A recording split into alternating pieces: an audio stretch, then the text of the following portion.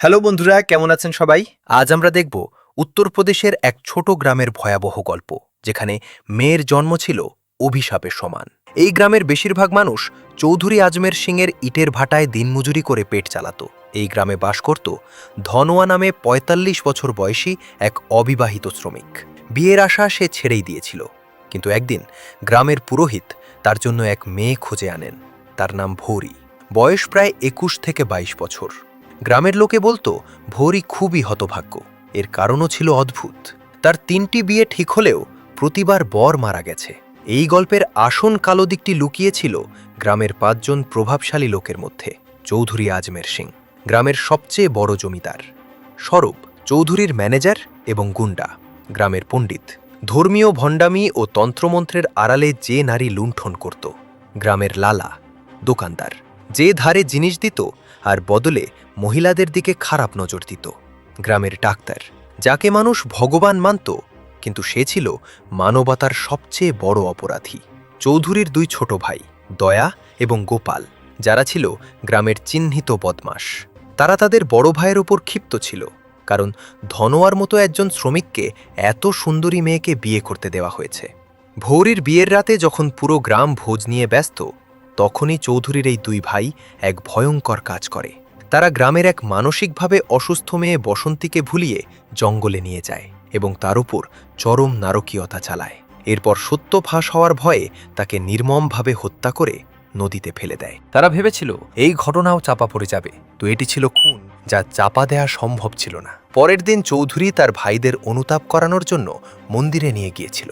Inspector সেখানেই চৌধুরীর গালে সজোরে চড় মারে এবং প্রকাশ্যেই তার ভাইদের গ্রেপ্তার করে। ইন্সপেক্টর ঘোষণা করে এইবার কোনো তদবির কাজে আসবে না, ডিএনএ টেস্টে সব সত্য বেরিয়ে আসবে।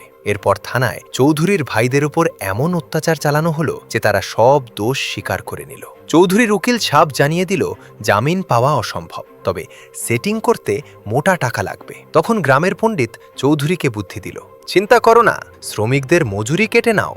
সঙ্গে সঙ্গে ৩০০ শ্রমিকের অর্ধেক মজুরি কেটে নেওয়া হলো। আশেপাশে অন্য কোনো ভাটা না থাকায় শ্রমিকরা কাজ ছেড়ে যেতে পারছিল না। যে প্রতিবাদ করত তাকে হুমকি দেওয়া হতো। এই মজুরি কাটার ফলে গরিব শ্রমিকদের অবস্থা আরও খারাপ হলো। বুধুয়া নামের এক শ্রমিক তার অসুস্থ সন্তানের ওষুধ কিনতে পারল না।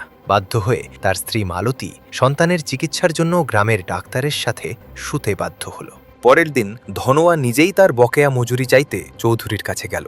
নির্লজ্জ চৌধুরী তাকে বলল, টাকা দরকার, নিজের বউকে আমার কাছে পাঠিয়ে দে, পুরো মজুরি পেয়ে যাবি। এই কথা শুনে ধনোয়া ক্রোধে ফেটে পড়ল। সে পাল্টা বলল, ঠিক আছে চৌধুরী, আমি ৭ দিনের মজুরি ছেড়ে দিচ্ছি, তুমি তোমার স্ত্রীকে আমার কাছে পাঠিয়ে দাও।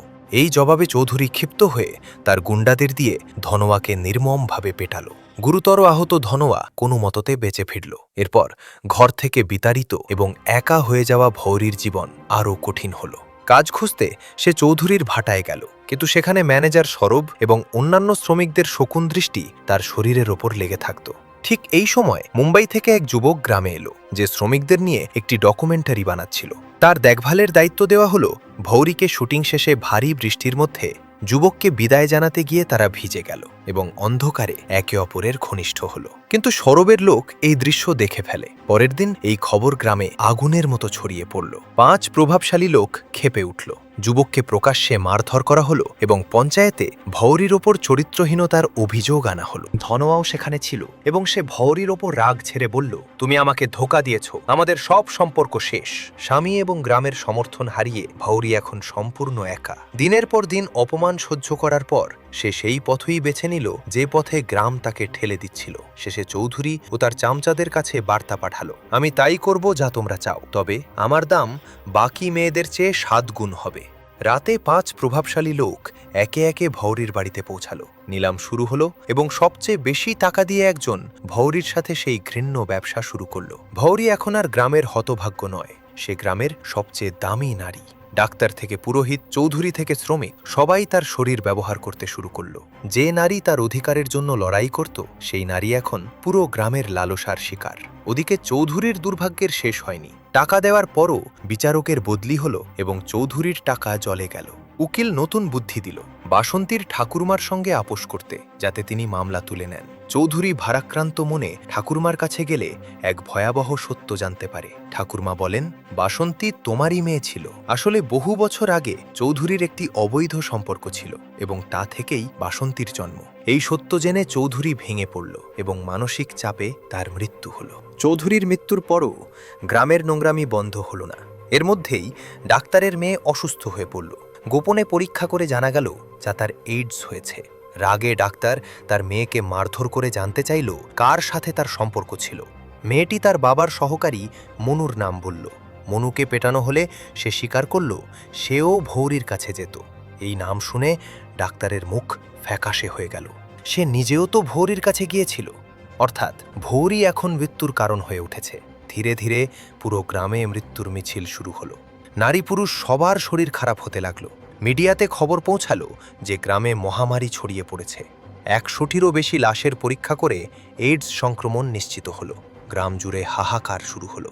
সবার আঙুল উঠল ধনোয়ার দিকে, কারণ ডাক্তার মিথ্যা রিপোর্ট দেখিয়েছিল যে ধনোয়ারই এই রোগ হয়েছিল। উত্তেজিত গ্রামবাসী ধনোয়াকে মারতে মারতে থানায় নিয়ে গেল। কিন্তু থানায় ধনোয়ার রক্ত পরীক্ষা হওয়ার পর আসল সত্য বেরিয়ে এলো। ধনোয়ার কখনোই এইডস ছিল না। আসলে সেই মুম্বাইয়ের যুবকটি এই রোগের বাহক ছিল এবং তার থেকেই ভৌরীর শরীরে সংক্রমণ হয়, আর ভৌরী হয়ে ওঠে পুরো গ্রামের অভিশাপ। সত্য জানার পর গ্রামবাসীর ক্রোধ বিস্ফোরিত হল। তারা ডাক্তার, লালা, পণ্ডিত এবং সরবকে ঘিরে ধরল। পুলিশ চোখ বন্ধ করে রইল। সেদিন পুরো গ্রাম নেকড়ের মতো তাদের ওপর ঝাঁপিয়ে পড়ল। ধনোয়ার যখন জানতে পারল যে ভৌরীও এই রোগে আক্রান্ত, সে তাকে শেষবারের মতো দেখতে গেল। কিন্তু ততক্ষণে ভৌরীর মৃত্যু হয়েছে। ধনোয়ার ভারী মনে তার চিতা সাজালে এবং পূর্ণ সম্মানের সাথে শেষ বিদায় জানালো। এই পুরো গল্প এটাই প্রমাণ করে যে যেমন কর্ম করে তাকে তেমন ফল ভোগ করতেই হয়। তো বন্ধুরা, কেমন লাগলো আজকের এই অসাধারণ সিনেমাটি? যদি ভালো লেগে থাকে তাহলে অবশ্যই সিনেমাটি দেখে ফেলুন। কথা হবে পরের ভিডিওতে। আর ভিডিওটি ভালো লাগলে অবশ্যই লাইক, কমেন্ট, শেয়ার এবং সাবস্ক্রাইব করতে ভুলবেন না।